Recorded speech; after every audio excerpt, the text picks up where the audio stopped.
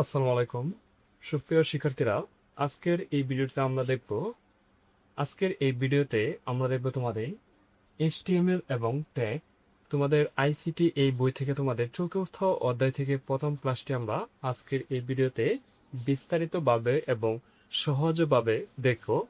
এই ভিডিওতে আমরা যে এইচটিএমএল এবং কি এবং ট্যাগ কি, এইচটিএমএল কিভাবে ব্যবহার করতে হয় এবং ট্যাগ কিভাবে ব্যবহার করতে হয় সেই বিষয়গুলো আমরা প্রথম ক্লাসে আস্তে আস্তে বুঝবো। এখন যদি তোমাদের যে প্রথম কোর্সে আমি বলি যে তোমাদের যে টেবিল কিভাবে লিখতে হয়, যে প্রথম ক্লাসে যদি আমরা বলি যে টেবিল তোমাদের কিভাবে লিখতে হয়, তাহলে তোমাদের মাথা ওলা যাবে। আমরা প্রথম থেকে সহজভাবে দেখব। যে প্রথম ক্লাসে আমরা দেখব হচ্ছে যে এইচটিএমএল কি। এখন ধরো তোমরা প্রথমেই গুগলে যদি একটি ওয়েবসাইট সার্চ দাও বা তোমাদের শিক্ষা প্রতিষ্ঠানের ওয়েবসাইটটি তুমি গুগলে সার্চ দাও, তাহলে প্রথমে তুমি কি পাবে, যে তোমাদের শিক্ষা প্রতিষ্ঠানের একটি ওয়েবসাইট পাবে। কিভাবে পাবে, এখন দেখো, ধরো এটি তোমার যে শিক্ষা প্রতিষ্ঠানের যে ওয়েবসাইট। এখন দেখো এই ওয়েবসাইটে তুমি যে যা লিখে সার্চ করবে সেটি এখানে যে www.www. এখানে ধরো এবিসি তোমাদের যে প্রতিষ্ঠানের নাম থাকবে, তারপর .com। এটি হচ্ছে ডোমেইন নাম। এটি আমরা পরবর্তী ক্লাসে আরো দেখবো। আর তারপর তোমরা যে ওয়েবসাইটটি পাবে সেটি হচ্ছে তোমাদের শিক্ষা প্রতিষ্ঠানের এখানে যে হেডার থাকবে, এখানে কিছু ছবি থাকবে, এখানে নিউজ থাকবে, নিচে একটি ফুটার থাকবে। এটি হচ্ছে তোমাদের যে ওয়েবসাইট। এখন দেখো তারপর যে এখানে আরো কতগুলো যে আরো লিঙ্ক পাবে, সেখানে ক্লিক করলে এই ওয়েবসাইটের তথ্যগুলো পাবে, অন্য ওয়েবসাইটের তথ্য এখানে থাকবে না। এখন দেখো এই বিষয়গুলো হচ্ছে আমাদের যে এইচটিএমএল দিয়ে তৈরি। এখন দেখো আমরা যে এটি হচ্ছে আমাদের আউটপুট, এটি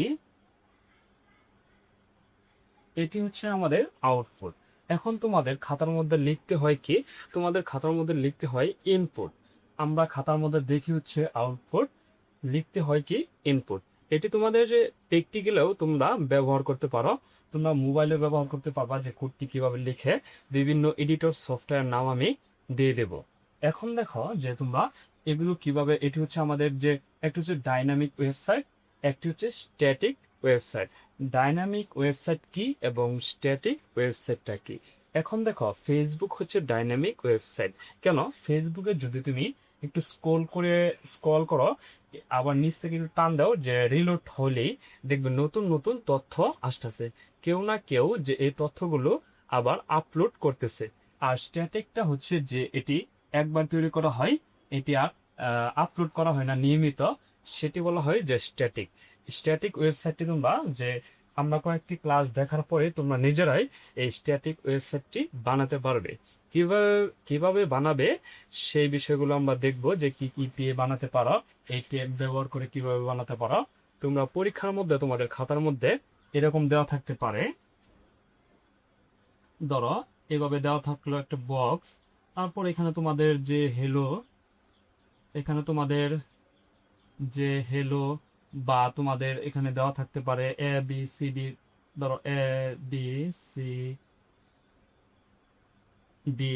আর তারপর তোমাদের এখানে তোমাদের নাম বা কোনো একটা প্রতিষ্ঠানের নাম বা তথ্যগুলো নিচে একটা ধরো আন্ডারলাইন দেওয়া থাকলো, নিচে একটা যে আন্ডারলাইন দেওয়া থাকবো। আর তারপর ধরো এখানে একটি বক্স বা এখানে প্যারাগ্রাফ দেওয়া থাকলো, এখানে একটি প্যারাগ্রাফ দেওয়া থাকলো, নিচে একটি হেডিং দেওয়া থাকলো। এখন এটি তোমাদের যে লিখতে বলবে, যে এটি তোমাদের লিখতে বলবে কোথায়, এটি লিখতে বলবে যে খাতার মধ্যে। এটি হচ্ছে আমাদের কি আউটপুট, এটি হচ্ছে আমাদের আউটপুট। আর ইনপুটটি আমাদের খাতার মধ্যে কিভাবে লিখতে হবে। ইনপুটটি খাতার মধ্যে লেখার জন্য এই কোডগুলো ব্যবহার করে যে এই আউটপুটটি হয় সেটি আমাদের খাতার মধ্যে লিখতে হবে। এটি কিভাবে লিখবো, সেটি হচ্ছে যে এখানে দেখো ট্যাগ গুলো দেওয়া আছে। এই ট্যাগ গুলো হচ্ছে যে আমরা, আর তারপর তোমাদের একটি কথা আমি বলি নাই, সেটি হচ্ছে যে আমরা এইচটিএমএল হচ্ছে হাইপার টেক্সট মার্কআপ ল্যাঙ্গুয়েজ। এটি কিন্তু যে টেক্সট এডিটর, আমরা বিভিন্ন সফটওয়্যার ব্যবহার করে যে এই ট্যাগ গুলো লিখবো।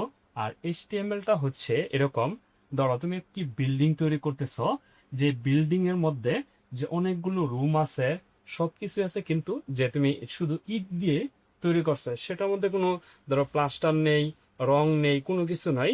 এইচটিএমএল হচ্ছে সেভাবে একটি যে ওয়েব বিল্ডিং তৈরি করে, যে একটি ওয়েবসাইট তুমি এভাবে বানাতে পারবা।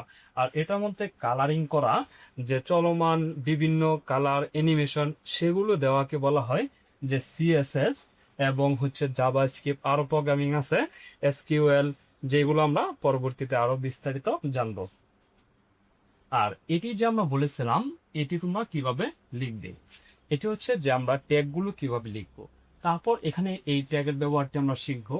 এখানে হচ্ছে এবিসিডি, ধরো এখানে প্যারাগ্রাফ দেওয়া আছে, এখানে আমরা হেডিং ট্যাগ লিখতে পারি, আর তারপর এখানে প্যারাগ্রাফ ট্যাগ লিখতে পারি।